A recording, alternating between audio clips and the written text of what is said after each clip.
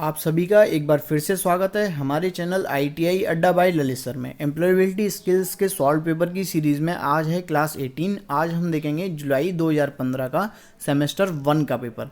ये paper evening session के लिए आया था और सभी एक साल की ट्रेडों के लिए कॉमन पेपर आया था। आइए देखते हैं। क्वेश्चन नंबर 1, कौन से डिवाइस का प्रयोग टेलीफोन को पीसी से जोड़ने के लिए किया जाता है? तो कौन से डिवाइस का प्रयोग किया जाता है? मॉडम। जिस मॉडम से हम क्या करते हैं, टेलीफोन लाइन को पीसी से जोड़ते हैं। इनमें से कौन सा हार्ड कॉपी डिवाइस है? हार्ड कॉपी डिवाइस मतलब जिससे सॉफ्ट कॉपी ना निकले।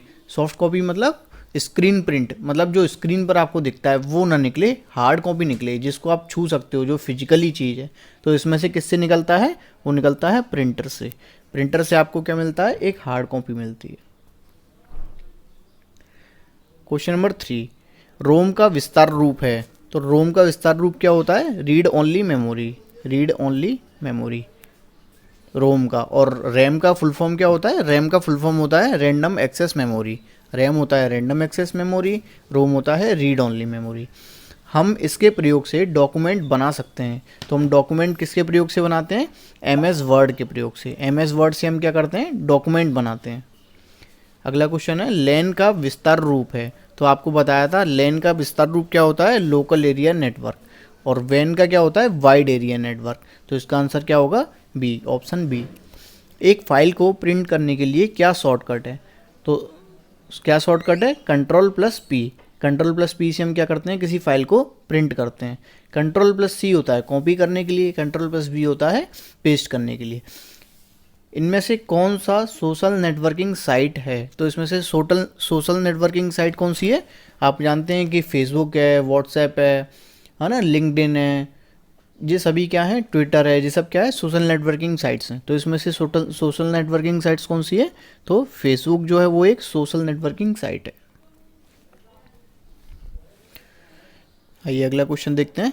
इनमें से कौन सा MS एक्सेल बेसिक इकाई है? MS एक्सेल की बेसिक इकाई मतलब सबसे छोटी यूनिट MS एक्सेल की कौन सी है? तो वो क्या है? एक सेल। एक सेल जिसके अंदर हम लिखते हैं वो क्या होता है? एक सेल होता है, उसको हम क्या बोलते हैं? एक सेल होता है। और हर सेल का एक एड्रेस होता है। दिए गए डिवाइस में से कौन सा इनपुट डिवाइस है? तो इसमें से इनपुट डिवाइस कौन सा है? कीबोर्ड। कीबोर्ड एक इनपुट डिवाइस है। स्कैनर से क्या करते हैं हम? स्कैनर भी एक इनपुट डिवाइस ही है वैसे, है ना। मॉडम क्या है? मॉडम ना इनपुट है ना आउटपुट है। और प्रिंटर क्या है? प्रिंटर एक आउटपुट डिवाइस है। तो इसमें दोनों ही ऑप्शन सही हैं, लेकिन कीबोर्ड इसमें ज़्यादा बेटर है। तो आप क्या लगाएंगे? कीबोर्ड लगाएंगे। बाकी स्कैनर भी क्या है? एक इनपुट डिवाइस ही है। डिलीट की गई फाइल इसमें जाती है। तो जब हम किसी फाइल को डिलीट कर देते हैं तो वो कहाँ जाती है? रिसाइकल बिन में जाती है। किसी फाइल को जब हम डिलीट कर देते हैं तो वो रिसाइकल बिन में जाती है। इंटोनेशन इज ए। तो इंटोनेशन क्या होता है? इंटोनेशन एक तरीके से चेंज ऑफ टेंस होता है। चेंज ऑफ टेंस मतलब जब हम किसी बात को वर्तमान काल में बोल रहे हैं और उसको हम भूतकाल में बदलें या भविष्य काल में बदलें तो इसको हम क्या बोलते हैं? Intonation. Intonation is a change of tense. Arrange the below words in the correct order. Angry the teacher is. Angry the is teacher.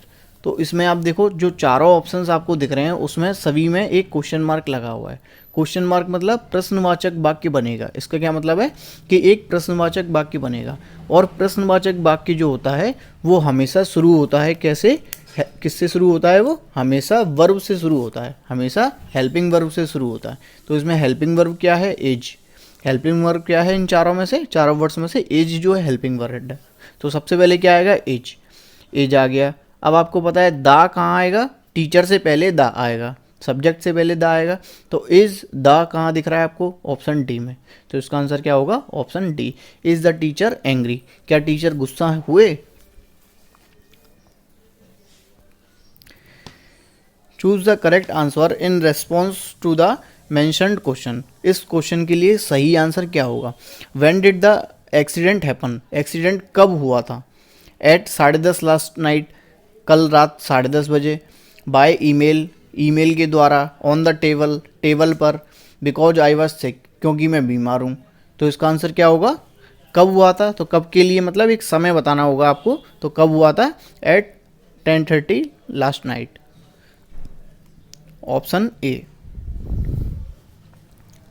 Fill in the blank with comparative adjective. तो आपको क्या करना है, कंपेरेटिव एडजेक्टिव बताना है। तो किसका बताना है, माई पेन राइट्स गुड, तो आपको क्या बताना है, कंपेरेटिव, गुड का कंपेरेटिव बताना है। माई पेन राइट्स देन योर्स, तो इसका क्या आएगा, गुड का कंपेरेटिव होता है बेटर और सुपरलेटिव होता है बेस्ट, तो इसका कंपेरेटिव आपको बताना है, तो क्या होगा, better. My pen writes better than yours, इसका मतलब क्या है कि मेरा जो पेन है वो आपके पेन से अच्छा लिखता है।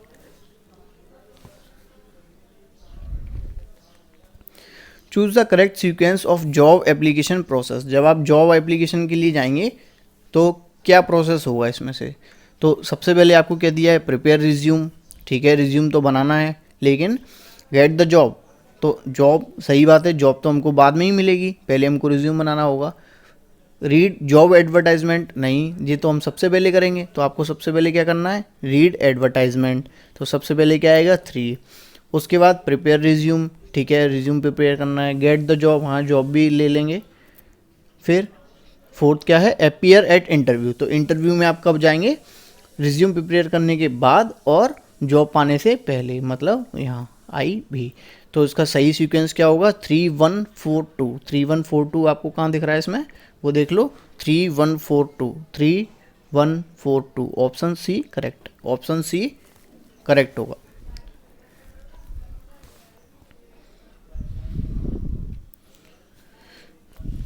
Fill in the blanks with suitable adjective.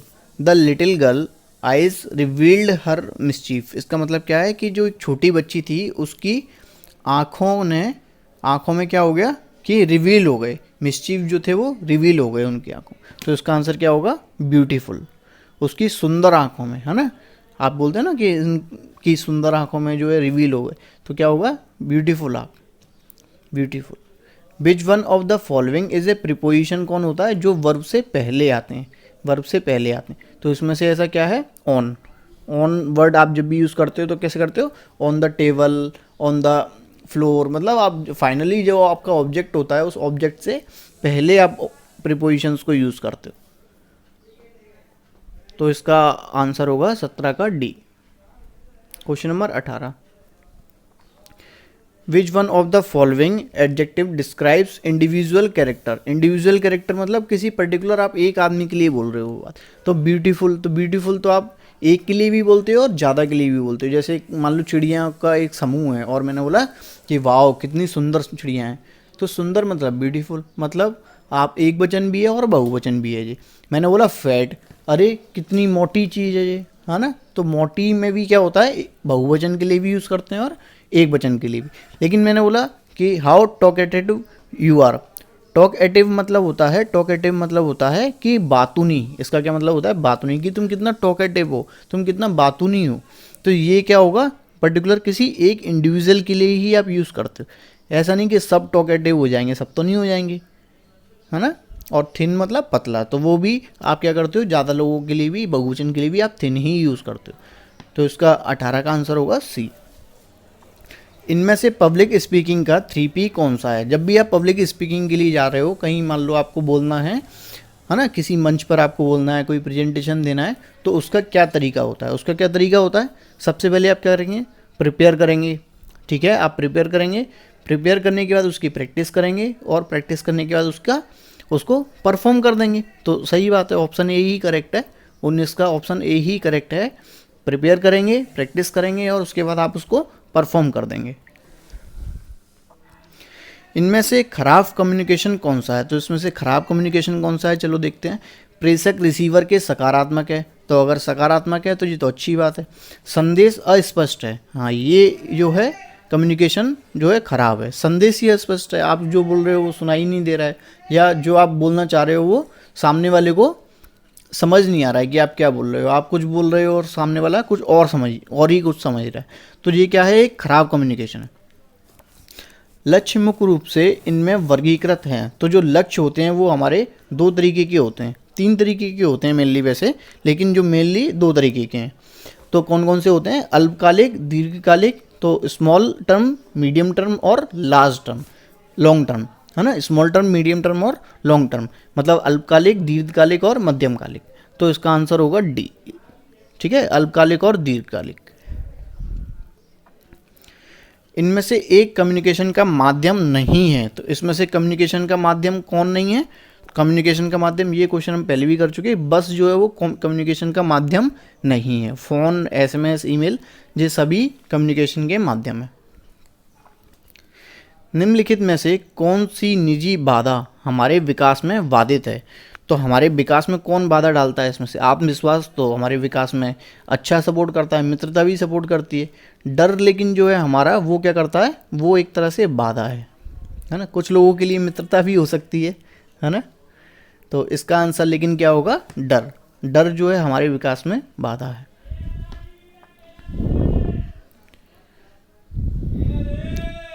Question number 24, हमारे प्रेरणा खोने के कारण में से एक है। हमारे प्रेरणा खोने के कारण में से एक है। हम क्यों अपना मोटिवेशन लूज कर देते हैं? उसका एक रीज़न इसमें से क्या है? तो केंद्रित होना नहीं, केंद्रित होंगे तो हम और प्रेरणा मिलेगी। दिशा की कमी, हाँ ये बात सही है। हमारे पास क्या है? कोई डायरेक्शन नहीं है कि हमें किस डायरेक्शन में काम करना है। आत्मविश्वास तो एक अच्छी बात है, डर की कमी भी अच्छी बात है। क्वेश्चन नंबर 25, निम्नलिखित में से कौन इंटरव्यू के लिए एक डूज है? जब आप इंटरव्यू के लिए जाएं तो इसमें से क्या आपको करना चाहिए? निम्नलिखित में से अनौपचारिक कपड़े, नहीं अनौपचारिक कपड़े तो नहीं पहनना चाहिए। घबराहट, नहीं घबराना भी नहीं चाहिए। नौकरी पाने के लिए अपनी क्षमता के बारे में झूठ बोलना नहीं। कि जब भी आप जॉब के लिए जाएं तो आप कभी भी झूठ ना बोलें, आप जो सच बात है वही बोलें। और शांत दृष्टिकोण, तो हाँ क्या करना है आपको? जब भी आप कहीं जाएं इंटरव्यू के लिए तो आपको शांत दृष्टिकोण अपनाना है और शांति से अपना जो भी इंटरव्यू आपको देना है वो आपको देना है। आपको हमारी क्लास कैसी लगी कमेंट बॉक्स में ज़रूर लिखें। इस वीडियो को लाइक करें, आपके दोस्तों के साथ शेयर करें। अगर आपने अभी तक हमारा चैनल सब्सक्राइब नहीं किया है तो इस चैनल को सब्सक्राइब कर लें। Stay home, stay safe. Thank you.